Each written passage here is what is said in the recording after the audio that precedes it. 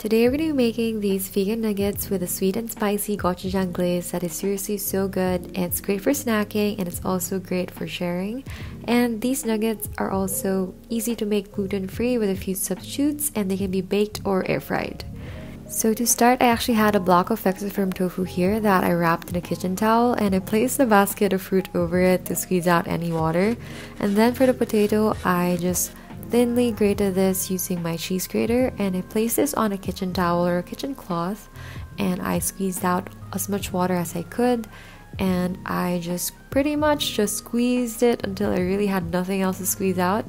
And this is the grated potato, and I just placed this on a bowl. So we have here the grated potato and some flour, any flour of your choice, paprika, some salt to taste, some soy sauce, plant milk, baking powder, and of course the tofu. So I mashed the tofu with my hands in a large bowl, and I placed the potato in, the flour, paprika, baking powder, a bit of the milk, soy sauce, and salt to taste. And I give that a mix. And from here you can start to shape these and just get a feel of the mixture. If it's a bit too wet, you can still add a bit more flour just so it holds up better. And I did so, and I just mixed that well again. And then from here I started to shape these into small nuggets. You can really make these into like patties or even just small pieces. It's really up to you.